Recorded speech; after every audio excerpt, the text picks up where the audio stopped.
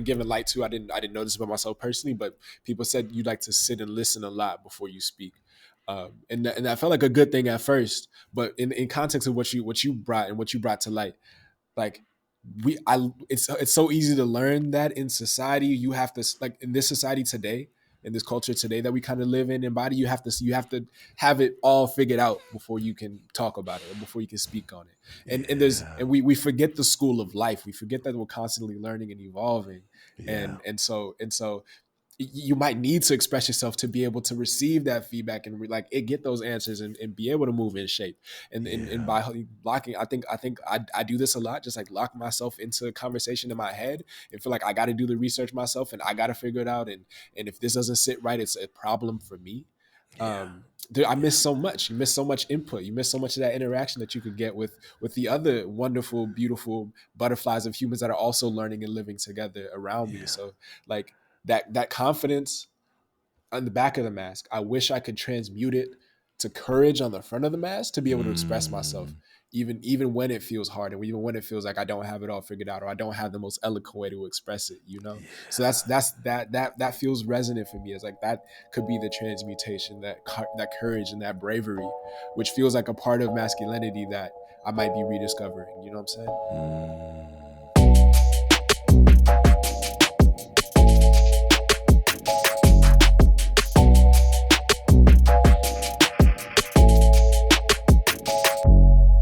Welcome to the Taking Off the Mask podcast. My name is Ashanti Branch, and I'm really glad you've joined us. Today's guest is John O. Listen, John and I go way back. I originally knew him as John when I got a chance to speak to his college class with a good friend, Judy Chu, and we have connected. We connected not only at that workshop, but we connected even afterwards. That was at Stanford University. In a class called Human Biology. And man, what a powerful connection that we got to make there. And still, now that he's a graduate and now he's in his professional career, to reconnect and to be able to have a conversation with him in this format is so beautiful. There's a couple of things that he said in this conversation that I just want to point out. And there's one couple of quotes, but also really about what we do to have a deeper connection with ourselves so that we can have a deeper connection with others. We talk a lot about rest. Shout out to the NAP ministry for ministering and connecting with both John and myself in a way that we get to talk about what rest means. Like what it means for him as a younger adult and me as an older adult with lots of grays here to write what it means to just allow myself to rest. To not be stuck into the have to get it done, always doing. And for some that works. It is not to tell people they should not go get what they want. But what I know is for myself, like even when things are becoming successful and things are working out, I'm still not letting myself celebrate into like, yes, something has happened. And this is something that I'm working on today. We talked about confidence, and you're going to hear me. One of his words on the back of his mask really helped to elevate what I was going to talk about the back of my mask, and the word confidence. And I'm hoping that you in this conversation, you find the confidence to go create and share your own mask. Maybe you create the mask on millionmasks.org first, and then maybe you will go and share it with somebody in your life, somebody you care about. Maybe when you talk to one of your cousins, nephews, friends, brothers, sisters, parents, whoever, you will ask them to share their mask with you. Maybe you will find a way that these words will allow you to be seen a little bit more, to see others a little bit more. I think we all need that. I want to just say that words are powerful. The word is powerful. And if you've ever done this man box activity that we talk about in the work, like there's a lot of words on the inside that society has told us. Here's what you means. Here's what it is to be what we call a real man. And I think that there's so much more to each of us than this box has put us in. And I'm so thankful to have John speak to these things that allow us to be more of our full, authentic selves. What if we could be more of ourselves? I think more people would be happy, people would be healthy. But I think when we get stuck in these world of trying to be who others need us to be and not giving honor and credit to ourselves, I think we miss out a lot.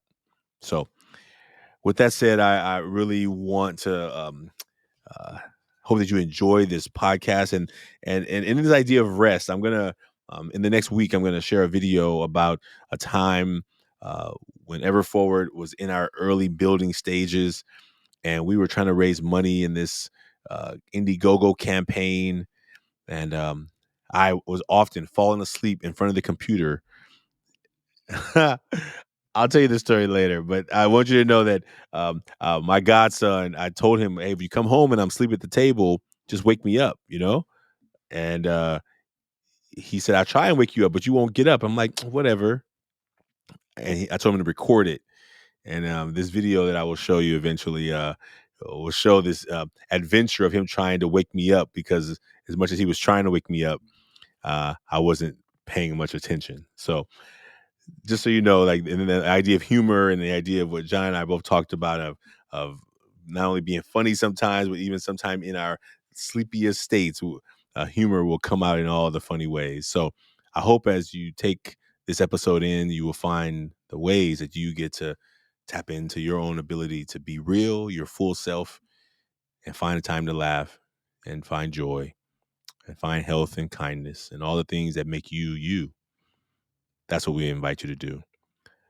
Thank you for being a part of the Taking Off the Mask podcast. Please share this with anyone you feel can benefit from it. And if you want to make a mask, you can do that at millionmask.org.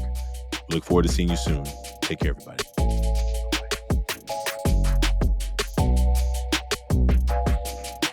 Welcome to the Taking Off the Mask podcast. My name is Ashanti Branch, and I'm really glad you've joined us. Today's guest is John Okhiulu. I got it. Okhiulu. Yeah, Okhiulu. Like putting the key in. Okhiulu. Trying to get into the loop. I want to make every letter sound like, I want to sound every letter out. That's what I'm trying to do. It's real. And I also I just go by John O most of the time anyway. So it's like John Okhiulu also goes by John O. Yeah, it's all good. But Okhiulu. There it is. Okhiulu. I want to do it right. I want to do it right. That's my bad for not being prepared. I appreciate it. The diligence is there. I love it's love. It's love. Thank you. Right on. Today's guest, John Okhiulu. He goes by John O. And I am so glad to have you on the show, John. Welcome. Thank you so much. Thank you, Ashanti. It's been years in the making. It's a conversation that I love to hop into. Thank you for inviting me onto your show. Man, well, I think one of the things that's really exciting is that you and I had a chance to connect when you were in undergrad, and now you're a professional. You're a professional. Something like that. Hey, you got a job and you got bills. That's a professional right there. True that. So I want to have you introduce yourself to the folks and let them know who you are, and then we'll jump in. Blessings. Thank you. Yeah, as you said, I go by John O. I'm John Okhiulu. I'm from Oak Cliff, Dallas, Texas. By way of both the transatlantic slave trade on my mother's family side, and then my father is an immigrant from Nigeria, the Ashanti people. So that's a little bit of who I come from. I have many siblings, many cousins, some of whom I've yet to connect with, and so all these people I kind of hold dear to my heart. And then in the world as a professional, I work in the realm of philanthropy and nonprofit reparative giving. So work with the Decolonizing Wealth project currently as a fellow. Might be moving into more healing programs oriented work in the years to come. But that's kind of what I keep my gravity is healing and therapeutics and sort of restoration and holistic health for all the lovely people in the world. And as an artist, that's kind of the same things I try to keep around me and keep proximate to me, is just trying to create things that uplift and that inspire and get us to a place where we can create the world around us in a better way. So that's a long-winded intro. So I'm gonna stop there, but that's who I am. No, that's not long-winded. That's beautiful right there. And you got me. I'm already thinking of things we're gonna come into later after we get these masks done. But I think when you talked about healing, it's so powerful, right? I think one of the things that we've been trying to do with these conversations for men is to say, look, maybe you enjoy the mask you wear, and maybe you don't. And we're not here to judge it, but we're here to say, can we talk about it? Can we talk about where it started, how did it how do we begin believing that that's the way we should be, need to be, have to be, and where are the Mm-hmm. ways that we can begin taking layers of it off that don't serve us anymore, and Exactly. Exactly. I think the healing comes in so many different ways. Absolutely. It's absolutely. It's learning to witness, and it's learning to choose the way you want to be in the world. I think that's been a big part of my healing journey, is just what am I carrying with me, and can I give notice to it, give acknowledge to it, but then also can I make that decision to drop and shed the layers that don't serve me, and pick up versions, and learn and lean into versions of me that might have been repressed for whatever way, shape, or form. So yeah, it's a beautiful process. I think we're all going through, constantly shaping and reshaping, and I love to be able to kind of help facilitate people through that, and kind of ask the right questions. Most of the time it's asking the right questions, not necessarily having, exactly like you said, judgments around it, but just can we open up and have these conversations. Yeah. Yeah, without a doubt. And this structure that we use in this podcast is really just a conversation. So you made a Yeah. mask, I've made a mask, and we, a couple of years ago we were in person and we did one when I was in that class. And so um, today we get to share maybe a new version. Maybe it's the same, maybe it's different, but we get to go there. And so as a guest, you get to decide who goes first. Either Mm. I go first or you go first, and we'll go from there. See, I'm not good with decisions, the way my Libra-ness is set up. Um, but I feel like I'll go first, because whatever I know it's not a competition. Whatever you're gonna do is going definitely definitely wipe me off the No. court. Oh, no. But see, here's the thing. You Okay. are the guest, and so you and here's I'm glad you said that. Oh, I'm so glad you said that, because guess what? This conversation is about us. Uh-huh. Like um I've just maybe I've made more masks in the past, but I think even today I remember putting a new word that I've never put on here before. And what you Mm. get to do is know that like all I take is from what you share, and then I just and we feel in that. And so there's no I'm glad you mentioned there is no competition, but also I just have gotten really good at trying to look at mine, and I still have Mm. them. I mean, I've over, Mm-hmm. we're about to hit episode 100. I'm still wearing a mask, but Right. I'm trying to be more aware of it, right? So this is the opportunity for you and me to go just a little deeper. Absolutely, absolutely. Okay, Yeah, I so appreciate I thank you. appreciate you grounding us in that, for sure. Yeah, I'm so curious to see. You have 100 masks. You've written it and rewritten it many times. I'm so curious to see what that journey's been like for you. This is my second time engaging with, like you said, the first time was in Dr. Judy's class. But yeah, I can start, and then I'd love to bring you in, and we will see how that conversation goes. all So right. So what does that look like? you want to go first? You can go front, and then I go front, or you can go front and back, and then I go front and back. Whatever calls your heart to, in a format that feels good for you. Okay, copy. I'm gonna start with the front, Good. There we go. and then if you want to bring your front in, and then we can talk about the deeper part of the, like, what's behind the mask. Beautiful. Beautiful. I like that format. Okay. Yep, you're So I up. just I just It's put it on. up. Yeah, just Okay. fold it in half so we don't see the back yet. Yeah, yeah, yeah. You're right. You're Yeah. so right. Okay, class. Today we're talking about the front of Jono's mask. Here it is. So Okay. so right here, I wrote 4 words that I feel like I often try to embody. This is like, I think, my performance, or my mask in the world. So I put on humor, kindness, strength, and Zen.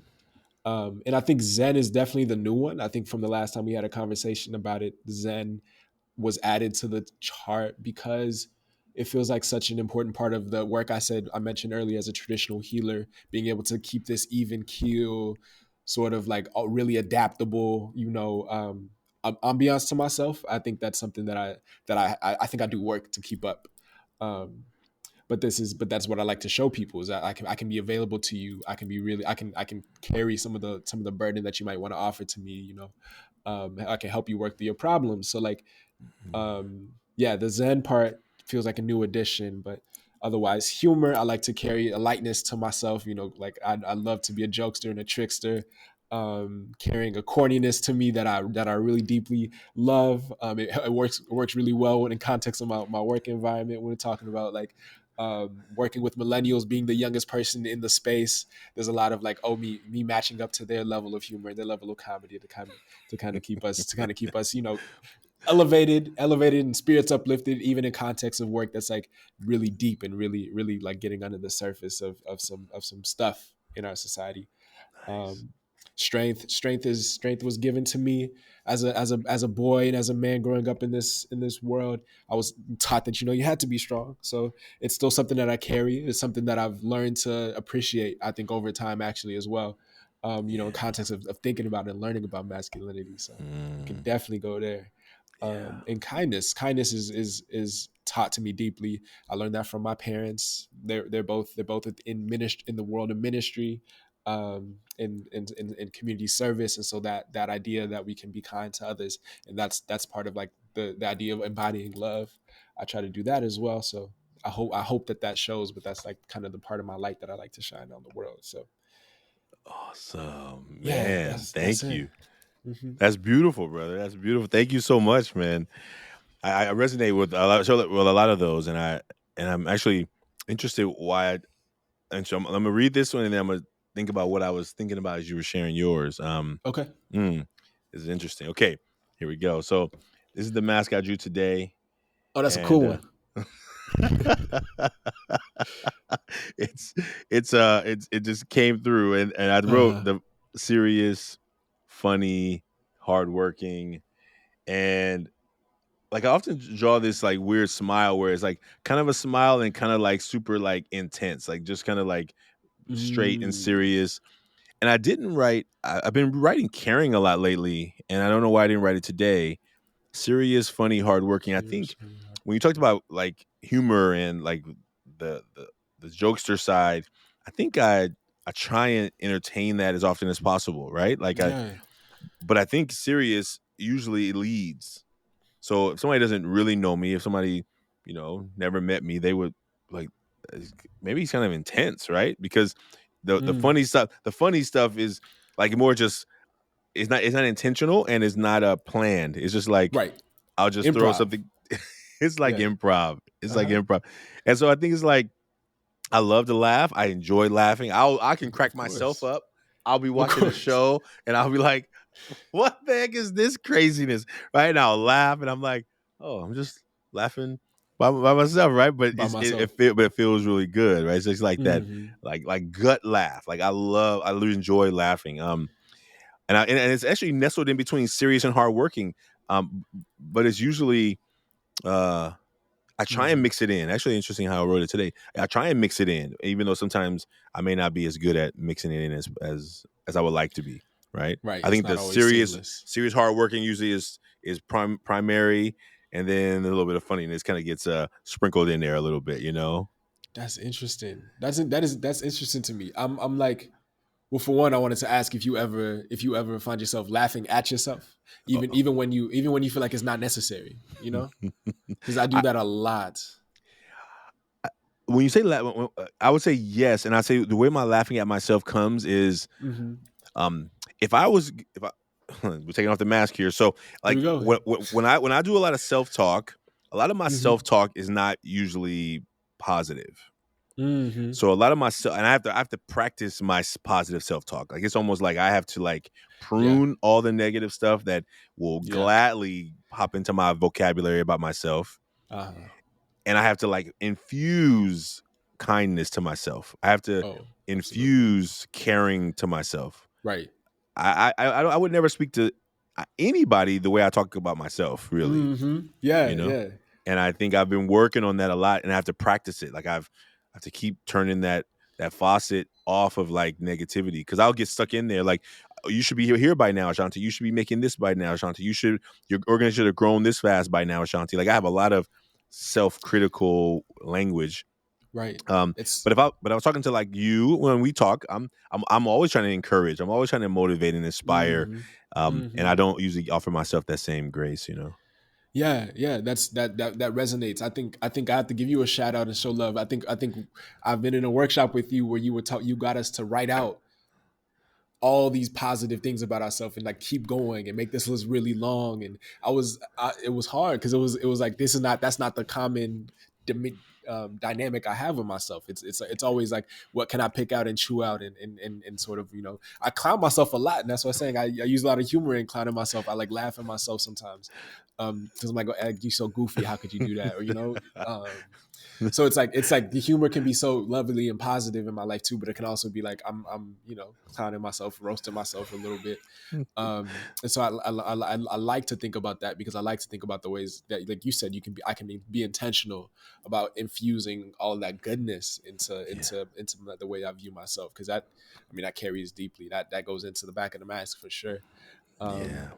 but yeah, that's definitely something I like to elevate and uplift, and I'm so grateful that you pinged me to think about that more in that one workshop we did. I'm Mm-hmm. glad. I'm glad you remember that part. Mm-hmm. Yeah, that I've changed that part a little bit, because Okay. in that workshop, what I did when you were in it, I give you words that to start with. I tell you to pick Uh-huh. 3 and then Yeah. add on more words. Exactly. Now I've like started with write out I am and then a blank. You Mm. fill in your own words. Mm. And what I want people to feel, because when I force you to do it first, it feels awkward, but it could be like seem silly too. But if I let you come up with your own words first, then I say, how about you check on some of these words and write some of these?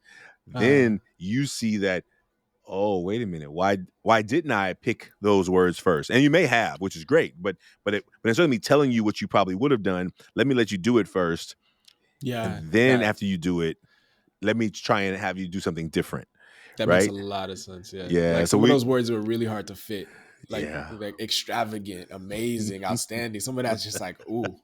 I don't know if I can shimmy into that, but it was really good to see you elevate that for us. Yeah, that makes a lot of sense. Oh man. Well, I'm glad you Um, remembered it. That's a good mhm. sign. It's a good sign that it landed in a good way. It lands, it sticks. You know what you do. You know what you do, Ashanti. It's really powerful and important work. I'm grateful to have been able to witness some of it for sure. Oh man. Yeah. Well, are you ready? Uh, Are we You good? ready We for the getting there? re- well, I don't know. I don't know. Are you ready? Because you're leading. You're leading. You're leading right here. So I Oh I just man, follow your lead. that's a gift. Yeah, I'm ready. I'm ready to hop in and see what's back there. Okay. Okay. Okay, so I'll bring in and invite Well, take a breath. Take with a a breath. deep Let's take a breath. breath. Yeah, there you Let's take a go. deep breath. Yeah, Mm. I'll take that deep breath and invite the back of the mask. So these are I drew the blank mask and then put the words on there, sort of surrounding it. Um, and I thought about I was gonna say that, like, on the front I drew a picture in the mask, right? In the back I left it blank, and I was gonna put the words in, but for some reason I let them hover around, and kind of thinking about what that means in terms of what they carry for me, or where they are in terms of like the process.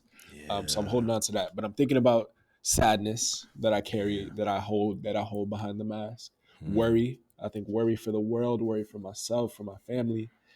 I said deep down anger. I have a really interesting relationship with anger, and especially in context of masculinity. It's something that I push and repress deeply down because I don't want it to come out and lash out.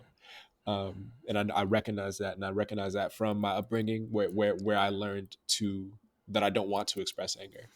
Mm. And so I'm always thinking about, like, where can anger serve me, where I might be pushing it down when it needs to come out. Oui. So I'm holding on to that. Anger and frustration, they kind of come hand in hand. Yeah. Um, and then I said confidence. I think that's the red herring for me. But I put confidence behind the mask. It's something I don't necessarily put out front. Yeah. But I have tried to go through that process of building up a self confidence, building up a self love and relationship with myself that I can carry. But I want to learn how to carry that in a really supportive and positive way for other people. So Yeah. that's why I think I still have that in the back and not in the front. Um, yeah, so that's what I'm holding on to right there. Mm. Oui. Thank you. Oh Hmm. man. Well, I identify with that, and I think the one you just said right there, the last one, the confidence that, Uh, like, I'll start there as I talk about the back of mine. I think sometimes, and definitely growing up, I grew up in a community where if I talked too positively about myself, yeah, people would be like, "You think you special? You think right. you better than us? You think you X Y Z?" Hmm. And and subconsciously, maybe even consciously, in the early days it was consciously, and then it became totally subconscious, that I often, um, I mean, I'm a leader, right? So I have to Yeah, speak with some kind of confidence, of but course. I often don't speak a lot. Like I'm actually, I Mm, do this podcast, I speak on stages, but when I'm not on any of those, I'm not a, I'm pretty, I'm pretty to myself, you know? yeah. Oh, yeah, me too. I'm a listener first. That's what my mentor to call me. A listen. I listen first and then Yeah. speak. But yeah, keep And going. I, and I I don't wonder want to. when you said that, right? Like when you when like I hear people talking, and I'm like, oh, I got something to say about that. But I'm also like wondering, who am I? Like I'll tell Mm, myself that I'm not the. Who are you to be being the person on stage about this stuff? Who are you to be yeah. talking about these big topics? Like when I talk, like when I think about what I've seen, there's this new stupid trend, my massa, that out there, Uh, where uh, where uh. it's actually bothering me, and I'm like, Shanti, mind you, don't get sucked into that stuff, right? It's silly stuff, right? But I want to say something, right? I'm like, but and I'm like, maybe I'm not the person to be saying something. Maybe I'm not the person to have a voice around this topic. And I think when I see these Mm, things happen, when I see people trying to erase culture or erase history, like I want to speak out about it. I'm like, Ashanti, is that your fight? Is that your fight? Is that your battle? And I think sometimes I lack confidence. I hold back confident that I don't have dates and history and facts and all this stuff, but I'm intelligent. I think I'm smart. right. I think I have a feeling about it. And Exactly. so I just keep Exactly. quiet. I just keep quiet as much as I really want to speak out about it, like Mm-hmm. the Mm-hmm. CRT battles and all that, like all these Oh people who man. think they care, like the people who are in California are mad at the governor because he wants to force people to get mental health support. Well, I got a brother with mental health issues. I wish somebody would force it. I can't force it, and I Mm, love him to mm. death, right? So people who are running their mouth about this, who don't know, who have never experienced a family member who you watch falling and falling and falling, and you can't do anything for them. Like I get so upset, and I'm like, Shanti, who are you to be speaking out about this? And I hold back. And so when you talk about the back of the mask, wow, that came Yeah. out. It's like I sometimes hold back things that I because I don't maybe feel like I have the best. I can't put all the sentences together the way I Right. really think I should to be able to speak out in the public arena around it. So that's one, and I think Yeah. it connects to those other ones. Fear of what? I mean, there's a list of things, right? And Exactly. worry and Yeah. stress, and Worry. stress Worry isn't. showed up too for me. Yeah. So thank you for bringing that one about confidence, and I think that's where I'll land right there. Yeah, I mean that conversation for me sits deeply. Yeah, like I said, I mentioned my demeanor that I've kind of been given light to. I didn't know this about myself personally, but people said you like to sit and listen a lot before you speak, and that felt like a good thing at first. But in context of what you brought and what you brought to light, like it's so easy to learn that in society. You have to, like, in this society today, in this culture today that we kind of live in and body, you have to have it all figured out before you can talk about it or before you can speak on it. And Yeah. we forget the school of life. We forget that we're constantly learning and evolving. Yeah. And so you might need to express yourself to be able to receive that feedback and like it, get those answers and be able to move in shape. And Yeah. by locking, I do this a lot, just like lock myself into a conversation in my head and feel like I got to do the research myself and I got to figure it out. And if this doesn't sit right, it's a problem for me. Yeah. I Yeah. miss so much. You miss so much input. You miss so much of that interaction that you could get with the other wonderful, beautiful butterflies of humans that are also learning and living together around me. Yeah. So like that confidence on the back of the mask, I wish I could transmute it to courage on the front of the mask to be able to express myself, Mm. even when it feels hard and even when it feels like I don't have it all figured out or I don't have the most eloquent way to express it. So that feels resonant for me. It's like that could be the transmutation, that courage and that bravery, which feels like a part of masculinity that I might be rediscovering. You know what I'm saying? Yeah, thank you. I like that. I like that. I wish that the confidence that I put on the back could show up as courage on the front. Right. Yeah, I think, and maybe this is. I imagine it's there too, right? Mm. Maybe it lands in the strength, right? Maybe it Right. Right. lands Right. in Right. maybe the strength is what you show when you are bringing confidence up, when it's willing to move forward a little bit, right? Like, Right. That's a channel for it. Absolutely. yeah, maybe like if I think about myself, and I just said that as what I felt, but when I think about what I hold back, I'm super hardworking. So what I don't Mm-hmm. think that I may have in all of the facts and numbers and data and knowledge I have in the fact that I'm willing to work super hard, right? Yeah. Like Yeah. so it allows me to be like, well, I don't have all the answers, but I'm working hard at trying to get it, right? I don't like I can like land in. I think that's how the back and front kind of connects in my work anyway, right? When I think Yeah. about that, right? Like, Yeah, that's what I was gonna ask. What does that mean for the people around you that you can embody that hardworking nature? Like like how does that what does that feel like for the folks around you that you work with? yeah. Well, I mean, that's a great question, and I think, but it also can be dangerous, right? When if my identity, like I was the oldest and I was Mm-hmm. the man of the house. My Mm-hmm. father died before I was born, so I was running. I had a role to play before I was ready to play it. I had Right. to grow up really fast, and because my value was in what I did, like the doing. So the fact that I'm hardworking is where my value, I think, gets Mm. really. I'm clearly defined by that. I'm a hard worker. Yeah. Yeah. I Yeah. the That's real. B who am well, that's not important. Like what I don't have time to talk about that. But here's what I've been doing. Here's what I've been doing. Here's what I've been working on. Here's what I've been working towards. Right. Here's how busy I am. Right. Mm. That's Mm. the value proposition that I've given to myself. Yeah. Wow.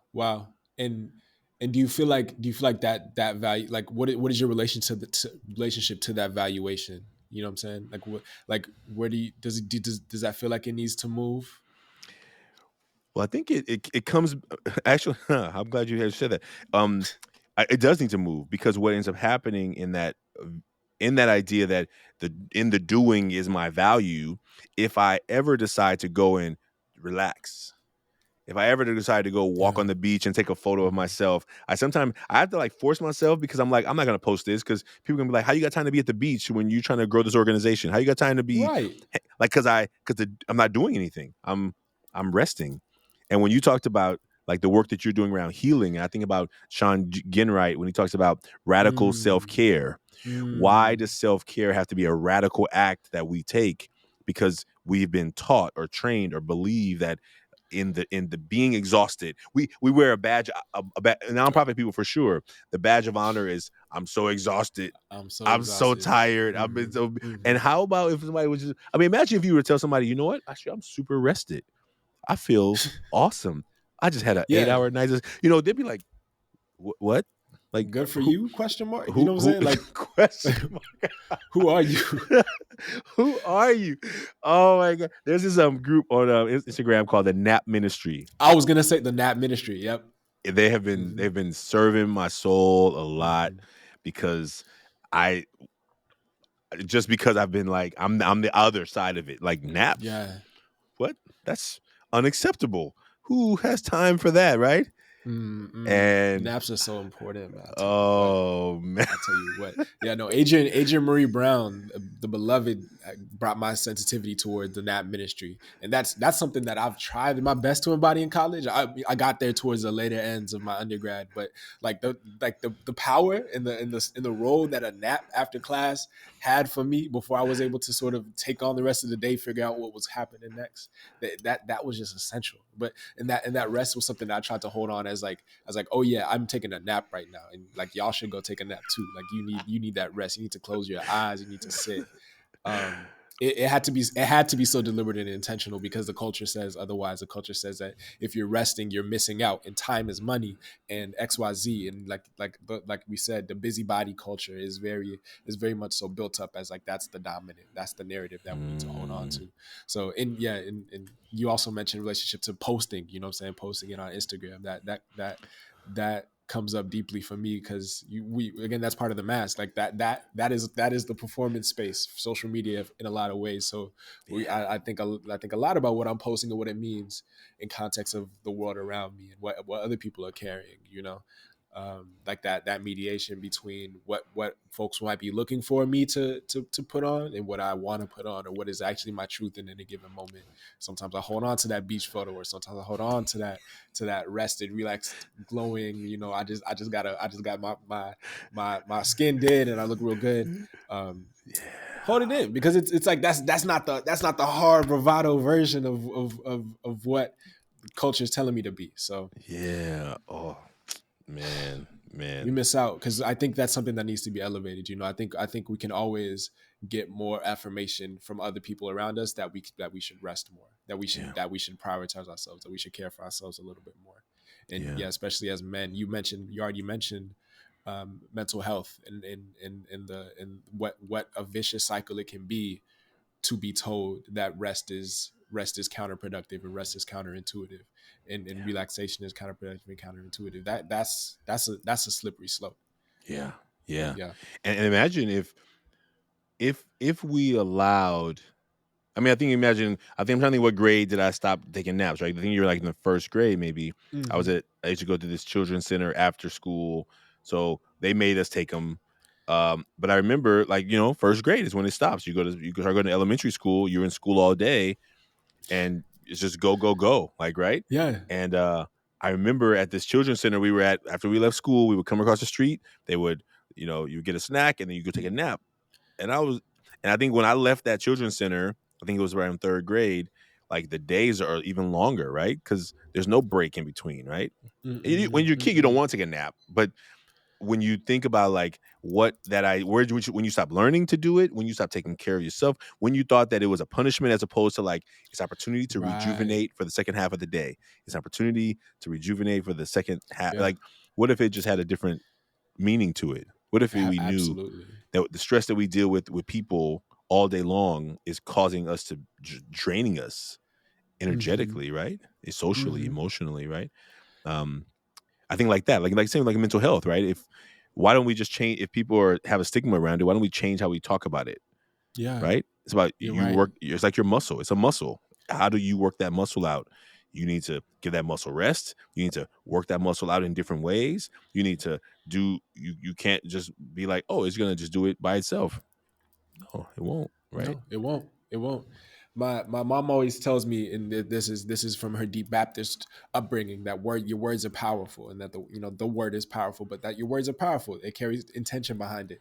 And so I think a lot about how we embody, like how do we imbue these words with meaning, Mm, especially rest, especially care, especially mental health. And like, yeah, you said, like, how do we how can I use what I was given, that tool of understanding, that the relationship I have to the words that I use is gonna make change in the world, in terms of like how I relate to that practice. And so, if I really do wish I can start with myself, but I want to definitely uplift, like, what I can do to be able to shift that narrative around, again, these things that we're talking about: rest, rejuvenation, mental health, relaxation, vacation.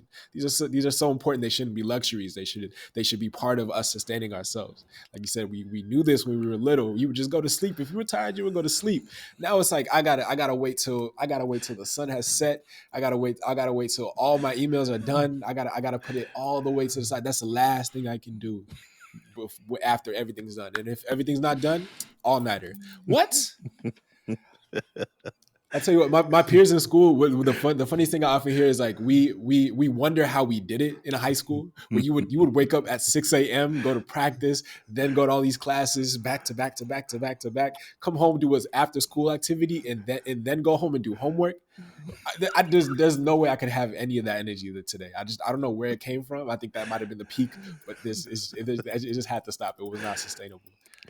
So naps, get your naps in, y'all, for real. well, I mean, it's a training ground, right? I mean, imagine as a career, like you come home from work and you're like, oh, what do I do? Like, I think Mm, when I went into engineering, I was the same. I was like, oh, after work, what do I gotta do? Like, shouldn't I be mm, doing something, right? I'm right, not used to right. not doing nothing, right? So after work, you're like, okay, I got a big TV. Now I gotta play some video games. Okay. And then what? And then what? Okay, I cook dinner. Mm, Okay. And then, like, I found myself like yeah, feeling like totally like something was missing. Right. Like who am I outside of the work that I do and put out into the world, you know? That's right. That's right. Like who am I? And ooh, that sensitivity to that is so important. It's That a, I appreciate you bringing that in. I mean, but it's a rest, right? Like, what do you, like not asking you too many personal questions, but what do you do after work? Like, what do you do? Do you have other activities you're involved in? Like, what do you do after work? Yeah, for me, it's there's a part of it that's like more work, you know. Like for one, I definitely could be better about setting my boundaries around like after this time, this can wait till tomorrow. You know, there's especially like we said, we're in the nonprofit space. There's always like a this is all pressing and emergent, and if I don't get this done, community is losing out. I think Yeah. my relationship to that definitely could shift because I like I said, I need to be at my best to be able to serve the people I love. So I would Yeah. ideally be not doing any work after work. And when I'm not, I try to tap into my artistry. You know what I'm saying? I try to journal and write and create. But I also have a relationship where I told you I'm building out this van that I'm trying to travel in, and that's become a big undertaking. That's like manual labor. That's practice. And so some days I have the energy for that, and I try to put that in. But again, if I don't set those boundaries right and don't have my full bandwidth, I can't even put in that type of work, which feels fulfilling to me if I could, because that project feels like a passion project. That feels like Yeah. something I love to do, and Yeah. so I would love to have more energy and space to do the things I love. If only for me, if only I would be able to break this cycle in my mind that all these other things come first. Man. Thank You you, know? and thank you for doing that. I'm glad. When you told me about that, I was like, "That's awesome. That's awesome." And I think that is where I'm also making a decision. And I'm a little older than you, right? So I in this mind, like, yeah, like wish I'd learned some of these things earlier. But I think we learn it. I think when the student is ready, the teacher will come, right? And I think you could have Mm, told me. You could have told me when I first graduated college, you should have some side projects you're working on. That would. I've been like, what? What I got time for that? I mean, how I right. got time to fit that into this other stuff I'm responsible for? And I think Sure. recognizing that it's a part of us of our own rejuvenation and healing that we have to do it. Like it's an act of. I think Audre Lorde. I don't have the quote memorized, but Audre Lorde said something around like our taking care of ourselves is an act of revolutionary act. Like it's about Yes. us being like you must take the time to rejuvenate and regenerate and rest so that you can continue the battle of all the things we battle on a daily basis. Hmm.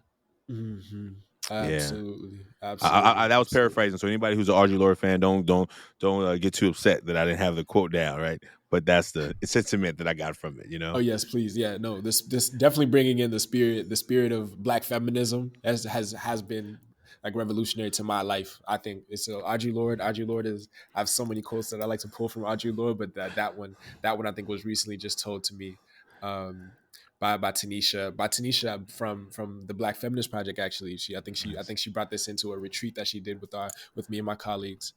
She mentioned the Audre Lorde tweet, and I not, forgive me for saying tweet. Excuse me.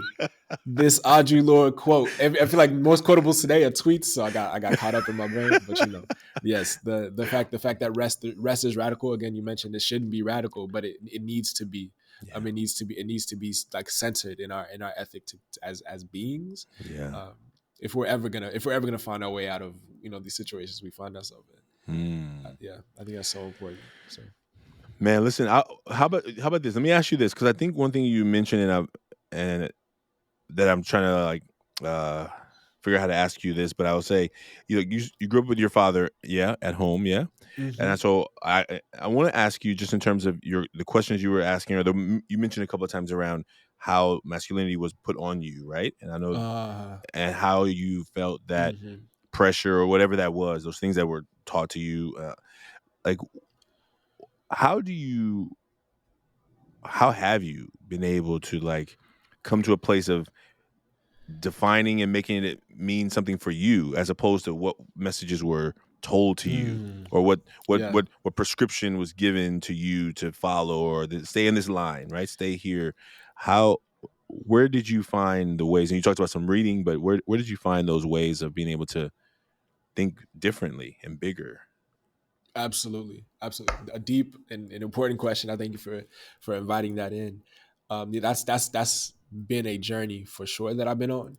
Um, I think where I'd start is that the family that I come from, the folks that I come from, we are deeply spiritual. There's a deep spiritual lineage in my family. My father and then my grandfather on my mother's side are pastors, and then beyond that, folks in the community back in Nigeria, both back in Arkansas, where my mother's family is from, we're big churchgoers. Making sure that to be a part of educating in the way of the spirit. And so me coming up from the way I grew up, that was a central part of our orbit, which was it was relationship to the divine and relationship to a higher power and a connection with other people. And what that means for me on my journey towards like what I would call now as is a deep divine relationship to masculinity and femininity. That I the search for that was discovering that the version of masculinity that I was built into didn't fully serve my spiritual growth towards that place where I felt most authentic and I felt most and true to myself, and I felt like I was most honoring all the breadth and the variety of my ancestry. So what that means for me back when I was first dealing with these ideas, um, was that I was coming into a place where I felt like I had to hide some dynamics in myself. And again, that comes straight to the mask, but it's like the parts of me that like need to cry, the parts of me that the parts of me that want to be in deep and intimate relationship with people, the parts of me that want to rest versus like working and going straight for a target, that want to be able to think in the more open and the more abstract. um it was a part of my honestly my journey with gender, my journey to come to a place where I can now identify as a non-binary man, which means that for me I welcome in both the masculine and feminine into how I exist, because it felt like, and what a lot of my mentors were able to bring to light with me, and through going through a process of engaging with traditional wisdom from West Africa, and from those elders that have carried on those traditions, is that I deeply believe that we have access to all these things. And I think even in teaching about the box of masculinity and Yeah. what's left on the outside, is Yeah. like we do have access to tenderness and access to care and access to nurture, in ways that masculinity is that I was taught wasn't able to hold dear, and wasn't holding sacred, and it was like, if you do this you can't be this. And Yeah. I think that what I've come into is a relationship with again the divine masculine and feminine, which is, I think, it's a very, I think it can be very buzzwordy, so I like to really be able to sit and elaborate on what that means for me. But Yeah. honestly, what at the end of the day, it means that I have access to all that feels true to me. And so like that journey to sit with that has definitely been something that I'm grateful for, because now like I said, I feel like I've been able to spread my wings a little bit in terms of my expression in the world, and I can't take that for granted at all. That to me is a comfort, and a ease, and a, like you said, a strength and a courage that I wouldn't have had otherwise, if I was still sitting in that version of the box that I started with. And so Yeah. I'm still peeling that layer back, still unraveling that. But yeah, it's my father, my mother, and the people that came before me. They gave me that foundation, and that's what I've been able to build off of it, and that's what I've been able to carry forward so far. Oh, that's beautiful, man. Thank you. And I really like the way you weave that in, the idea of the man box, and what we normally put on the outside are those parts that are part of being human, but Yeah. we've genderized them, and therefore Hmm. we now we tell our boys, well, community tells our boys, society tells our boys, hey, that's not hey, be a man up, like at Right. young ages, and that practice happens early. Yeah. Like, so we can't start talking to 25, 40-year-old men about unhealthy masculinity because they're already programmed so deeply. We need to begin starting earlier. And I think that in these battles we have around our country, I think is like, we don't want people are really good at trying to tell other people how they should live. Mm. And I Hmm. and I wonder what it would be like if we just let people do the way they do them. And I Yeah. think I Yeah. also, when we talk to some young people in schools all over, and our workshops we do workshops with just young men only, but also co-ed workshops, and Hmm. students with work, students of all backgrounds who were or in the spaces, and just knowing that, like, I see you. I Yeah, see, and I I'm see so you. thankful that you are you, right? And when we try Yeah, and be like, hey, well, you can't be you. Like the way you think you should be you the way I want you to be you, yeah. is almost is idiotic as best, right? Right, And right. it's obnoxious in many ways where people decide that they should tell you how you should bring yourself to the world. And I think when we get stuck in trying to be how people want us to be, we often can be forgetting who we really are, you know? And I think, True, yeah, thank you true. for speaking to those. Yeah, and thank you for elevating that. I mean, the most powerful, one of the most powerful quotes in the world: "The truth shall set you free." I think Mm, that I carry that deeply wherever I go. Is that you can't like what's the idea that you can lead people to water but you can't tell them hmm. to drink. I Yeah. think we're always a lot more receptive to being shown a possibility of the world, and as opposed to being demanded that this is the way it needs to be. And that goes both ways, both for the version of the world and the version of ourselves that we're trying to create, and the version of the world that we're currently given. We don't. A lot of the reasons I, like, for example, don't resonate with this rigid version of man is because it was thrown at me like this is Hmm. what we're given, this is what we're passed on. And then when Hmm. I'm able to engage with, for example, like Yoruba traditions in Nigeria, and even the Yoruba language, which has a very different relationship to gender. I think I learned recently that the word for man and woman in Yoruba doesn't describe man and woman the same way that we do in the West. It's more about the way somebody walks. So the word exactly phonetically means somebody who walks straight and stern versus somebody who has a more flowy walk and form. Hmm. That's what it means to them. Everything else is like they are the way they are, and they exist the way they exist. And so there's like, and so these other different traditions, especially these more land-based traditions that had different ideas about different ideas and ways of engaging with again that spectrum of expression. I Yeah. think seeing that, being like, okay, I can choose that for myself, as opposed to this more rigid version. And that in walking that direction, I feel like I'm living in more in my truth, and I'm able to express more than I was previously able to express. And that's all I can need. That's all I can ask for. And so the same way. And I hope I'm very curious to know, um, especially kind of how the youth you engage with receive some of these things, Yeah. is because it seems like you do embody that. Like you're not telling somebody the way to be and what's right and what's wrong, but That's right. you're giving them and showing them that there's more, that there's a lot out there, and that you can choose for yourself, and teaching them to have that empowerment and have that autonomy. Yeah. I mean, I think thank you for the question. I think what I see early on, because I've come to a place where I'm clear that caring is a good thing, and that Yeah. kindness is that I value it. I think I've lived so long where trying to care too much, people thought like I was a kid who, if somebody fell at lunchtime or at PE, I'm gonna help them up. Like, Uh-huh. and people be like, "Why are you always helping people up? Like, why are you always trying to be like?" I grew up as a nurturer. I was helping my Yeah. raise my siblings, right? And I think when I go to a workshop and got these young men who are who sometimes maybe used to having, when they see me in my presence, I'm a big dude, right? But Right. um, I was at a workshop the other day with a group of young men who are in a county school, which means something happened to them in a public school. Either they got expelled or kicked out or whatever, Yeah. and they Yep. have to be, and they're in this county school. And a young man, came in. He went to the restroom. He came back. He was standing at the door, kind of playing around. I said, "Hey, can you have a seat, please?" And then he was like, "Hey, don't be talking to me like that." And I was like, what do you mean? He's like, well, you could talk to them like that, but don't talk to me like that. I said, well, what did I say? I just asked you to have a seat. He said, no, you were yelling at me. And I'm like, Huh. hmm. And so what I, as a teacher, former teacher, I know Yeah. that this can turn bad really fast. And I know that I didn't yell, but because I spoke with authority, I spoke with clarity. Like, I'm like, oh, he's a teenager. He fighting and energetically is ready. Right. And I'm It's like, ready. brother, I didn't yell at you. I said to you, can you have a seat?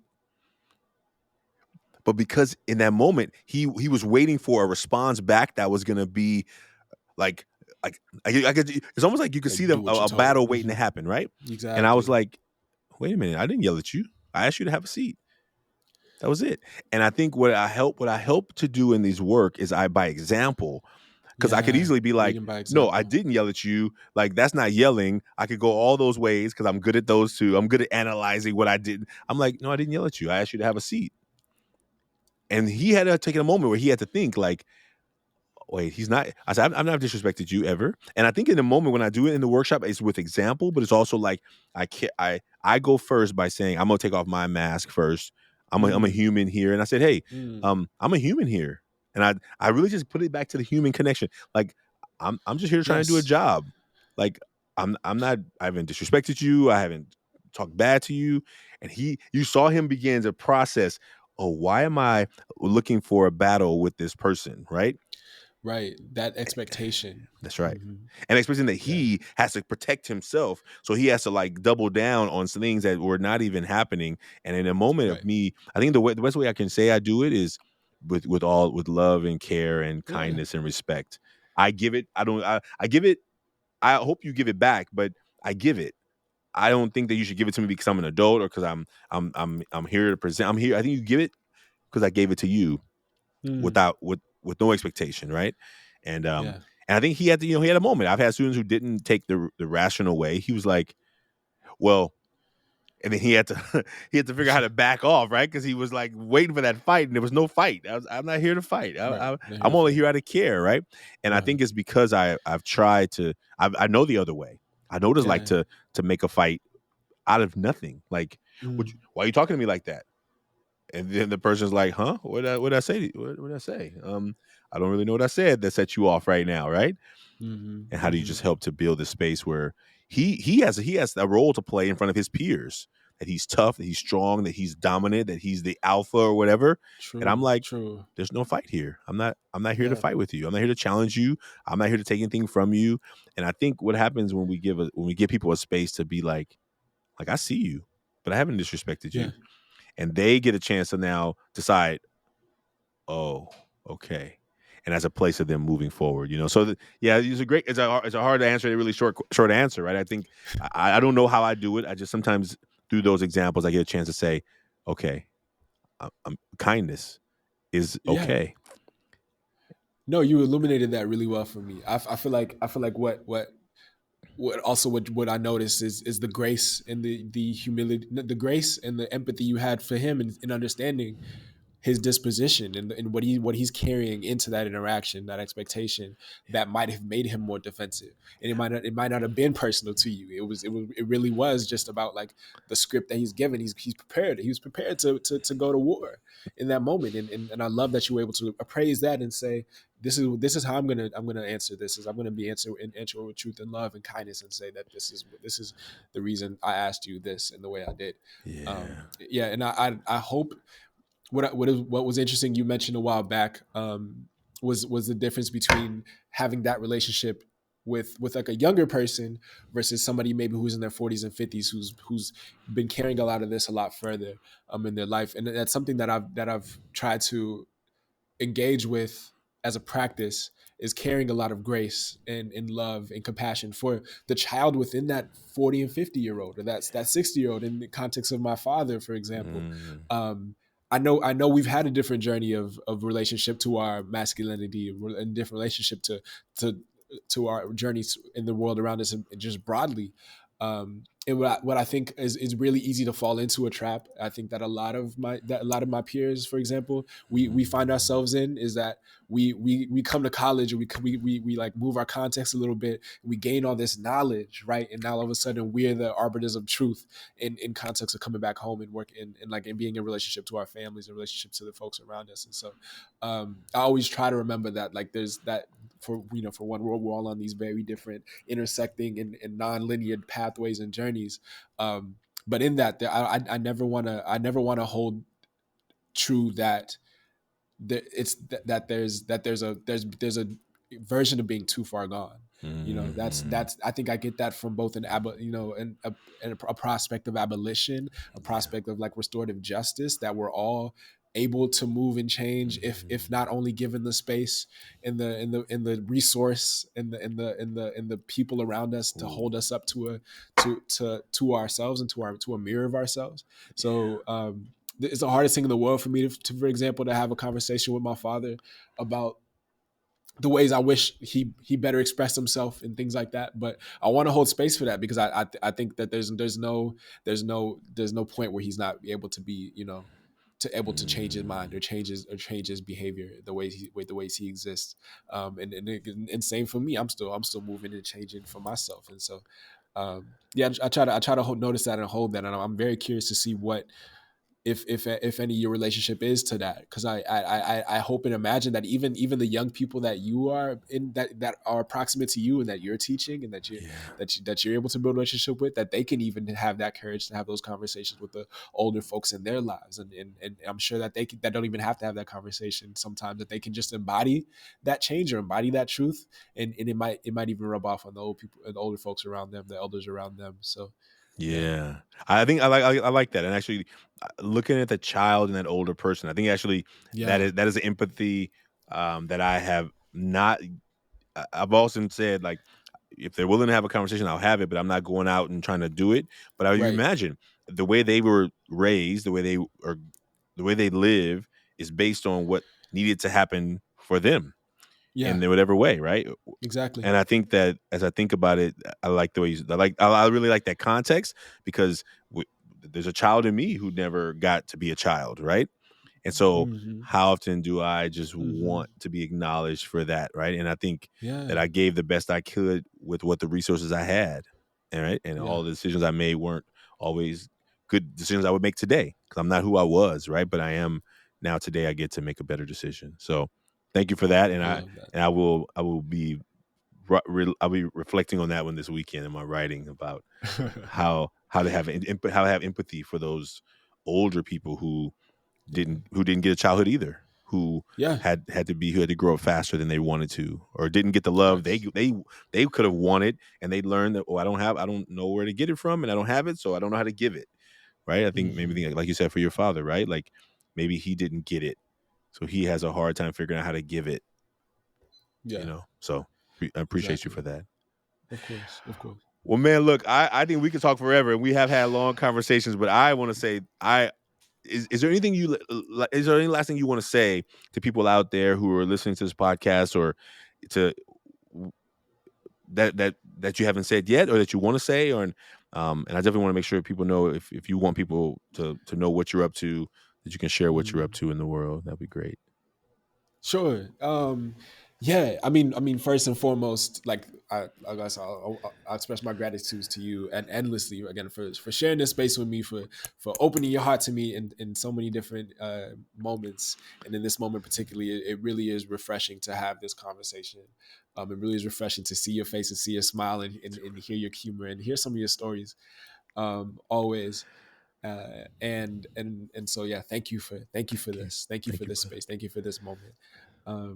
To the folks listening, and just to anybody who wants to hear, I mean, I just want to say that this context, this conversation, um it means that we're able to sort of really come into our own as like human beings. Like you've mentioned that so many times. It's just like these aspects of our humanity that, for whatever reason, we've diminished and we've let down. I'm so grateful that, like, spaces like this, programs like yours, and readers and thinkers that, like, we've mentioned in this conversation, Bell Hooks, Audre Lorde, Adrian Marie Brown, they're able to bring us back to consciousness around some of these things that, like, are available to us, are accessible to us, and are able to make us build better relationship with each other. So I love uplifting and having those conversations, and I think the more the merrier in terms of the folks who engage with this work and this content and these materials. So much love to you all in general in the world, doing your thing, making best out of the situations that you're given, and still finding space to love and relate to yourself and the people around you. um, yeah, for me, I ask for deep prayer as I continue to be so early in my career and my imagination for the work I want to do in the world, um, both as a healer, as a steward of community, as somebody who tries to convene space with folks across the generational spectrum, try to get people to sing together and relate together and really find those deeper nuances and the deeper grasp within our humanity. I just ask for prayer and love and favor as I move early on. So yeah, what I'm doing in the world is to be determined. It's emerging. It's coming out. And so I love and express so much gratitude to the folks that are continuing to water that ground for me. Yeah, so uplift and love that. Thank you again, Ashanti. It's been a gift and a pleasure. Thank you, brother. As always. Well, thank you for being on the show today. And folks, if you want to make your mask, you can do that as well at millionmask.org. Anonymously, John and I shared our mask, publicly here, but you can make yours anonymously on that site and tell someone about it. Tell someone about this conversation. Any young person who you feel can benefit from these words, please share this with them. So, John, thank you, brother. So appreciate you. Right on. Ashe. Thank you, Ashanti.